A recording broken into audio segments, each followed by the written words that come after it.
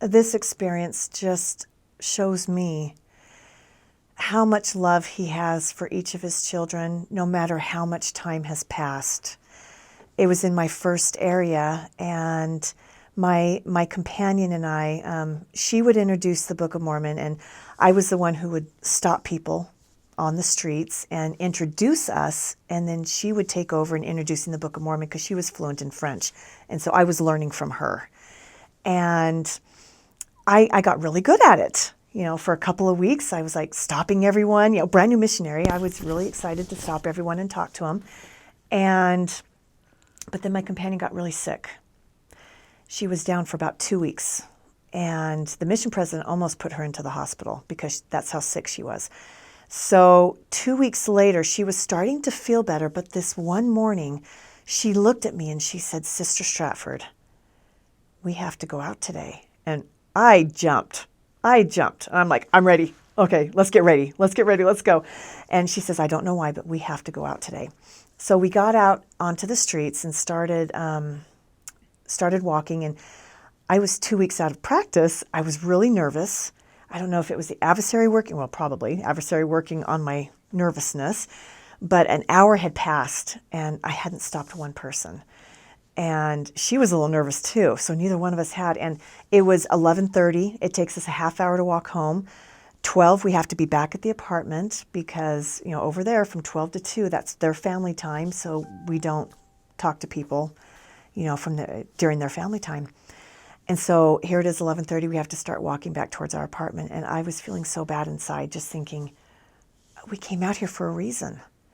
But then I said a prayer. And in my head, I said a prayer. I said, "Heavenly Father, please forgive me. Please forgive me. I'm so sorry. Haven't even talked to anyone yet." But then I said, "Please give me the strength. Bless me with the strength to talk to the next woman that walks towards me, and I promise I'll stop her." And so we're walking down the street, and I start to feel this strength coming in me. But I see this lady, she walks out of this building, and she is in a hurry. And I thought to myself, I can't stop her. Look at her. She's racing. She's in a hurry. She starts to walk past us, and the thought came to me, I just promised Heavenly Father that I would stop her. So I turned around, "Excusez-moi, madame." And she turns around, she goes, "Huh?" And I start in on my introduction, "Bonjour, nous sommes les missionnaires." And halfway through my introduction to her, she interrupts me. And she says, "You're Mormon missionaries." And we're like, "Yeah, we are." She says, "Do you have a Book of Mormon I can have?" And what are we going to say? "Oh, no, we don't want to give you a Book of Mormon." Of course we have a Book of Mormon. We pulled a Book of Mormon out so fast. We were so excited to give her a Book of Mormon. She went on to tell us, she said 15 years prior to that, she had the Mormon missionaries to her house, and they had just come by that one time, but they had come by in the evening, and they were out of Book of Mormons because they'd given all their Book of Mormons out during the day. But they set up a second appointment with her, and she was so excited about this second appointment. And they were going to bring her a Book of Mormon. Something happened. Nobody knows what happened, but Mormon missionary or LDS missionaries were taken out of her city. They were never able to that day, they had never returned. And she was in a city that was 2 hours away from where we were. And she was only in our city for about 15 minutes. She just had to run into that one building and hurry up and get back home. She was only there for 15 minutes. Well, she went on to tell us that for the last 15 years, she has been looking for the Mormons and looking for the Mormons in the phone book all over. She didn't realize that it was under the Church of Jesus Christ of Latter-day Saints.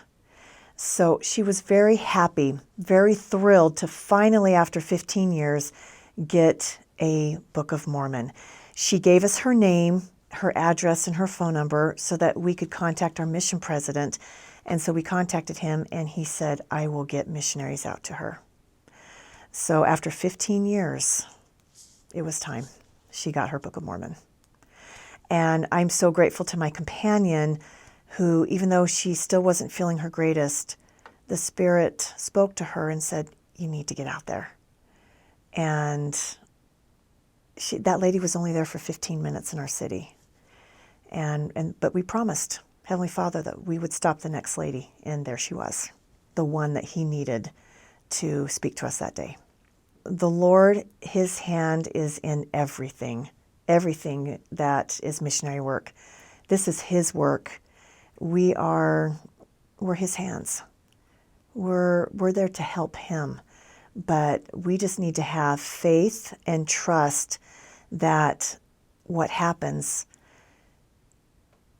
is his will.